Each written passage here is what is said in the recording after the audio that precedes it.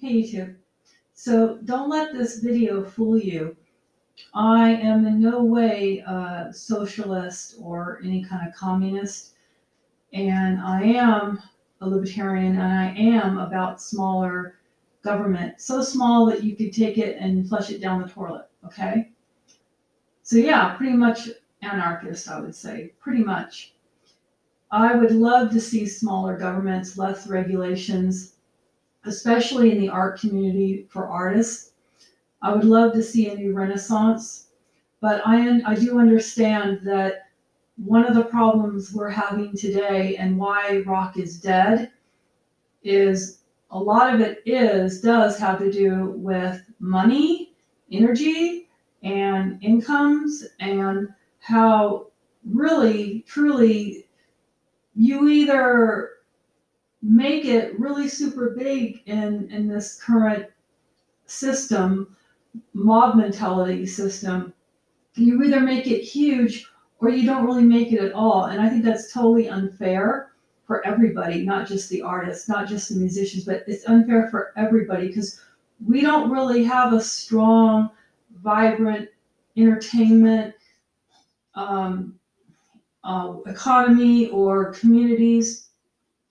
You know how I would love life to be is that every night you should be able to just walk down to your local pub or local theater, and every night there should be a new act, and you should be able to really enjoy it fully, and artists should be able to express themselves fully without any restrictions or regulations.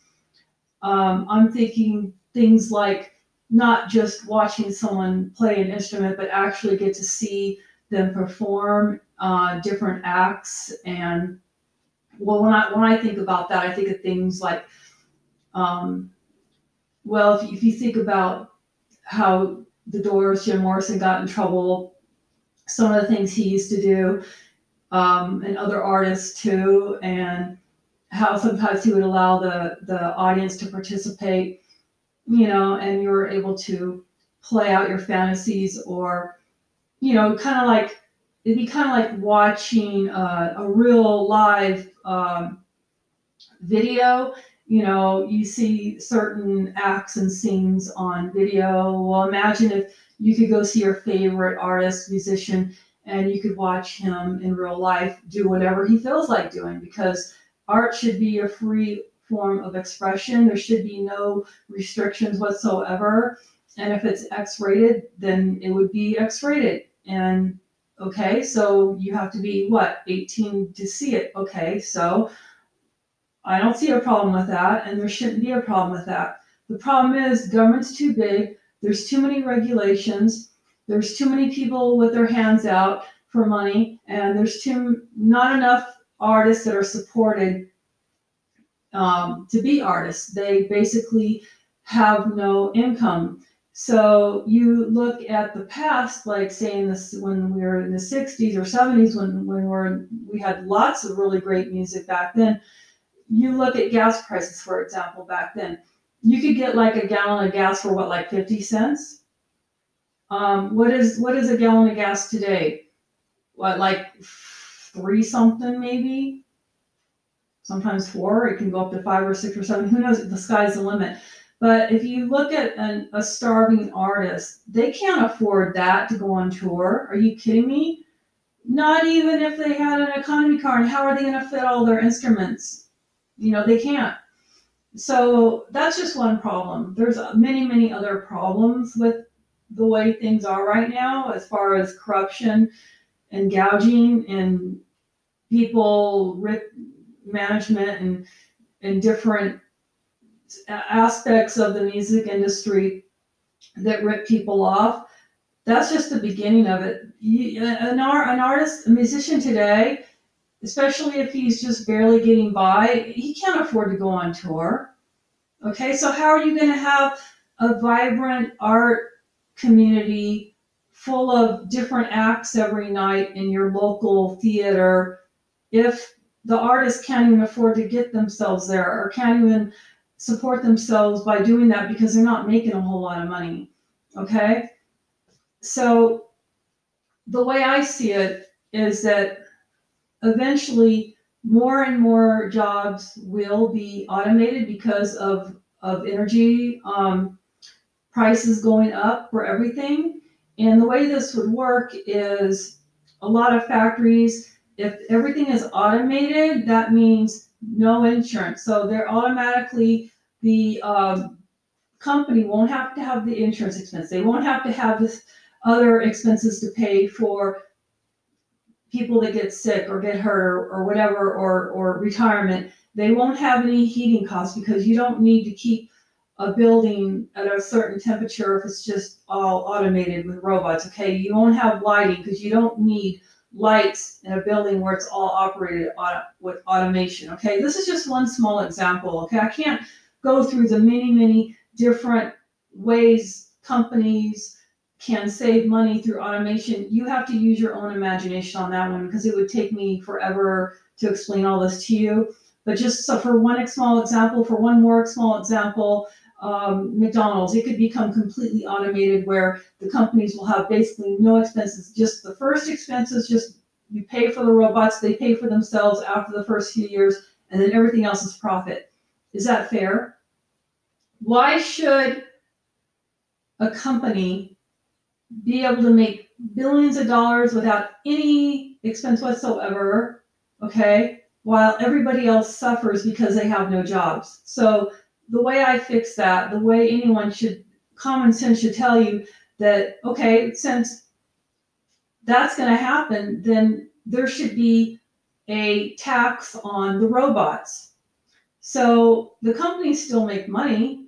They're not going to make huge profits, like as if there were no tax on the robots. And then that tax on the robots will give people a UBI, which is a universal basic income, which means that you can still have a gig or a job, whatever you like to do, or not, it's your choice, and everyone would still get that money. Now, what that does is that gets rid of all the bureaucratical bullshit like welfare. It gets rid of all that stuff. All those people would be out of work. That's good, because that frees up the economy for other things. And all of a sudden, you can create whatever kind of work you want to do because you always have that floor of UBI, universal basic income. That way, you never ever have to worry about not having enough to eat or survive. So that's the way I see it. That's the way it is. I don't care what anyone says.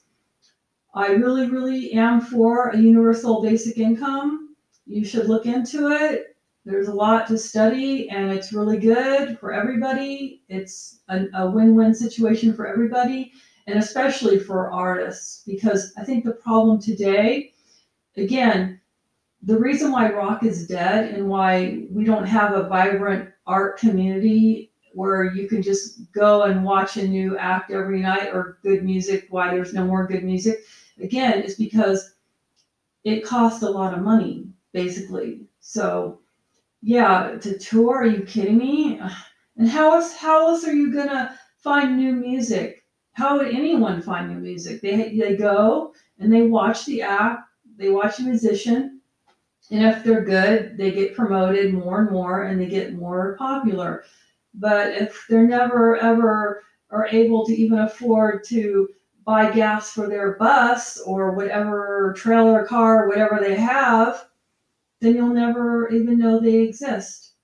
They could be out there on the internet, and it'd be like trying to find a needle in a haystack. You never would find them because they don't have the money to do all that now, especially once energy, gas prices keep going up more, and they will in the future. It definitely will get more expensive.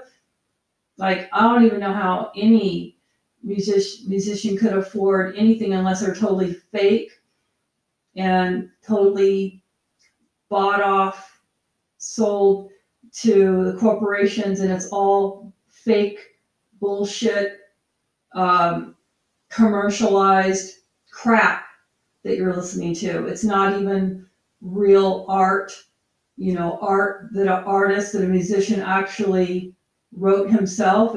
It's all going to be just fake, generated on some kind of computer bullshit, not even fun to listen to because it's so commercial. It sounds like a fucking movie or commercial, and I don't like any of it nowadays. It's horrible. I like real rock is when it's a real person who's writing down the stuff and creating it in a small studio, not all this computer generated bullshit, fake crap, whatever they feed everyone, and everyone just eats it like it's great because they don't know what great is. They're all starving. Take care.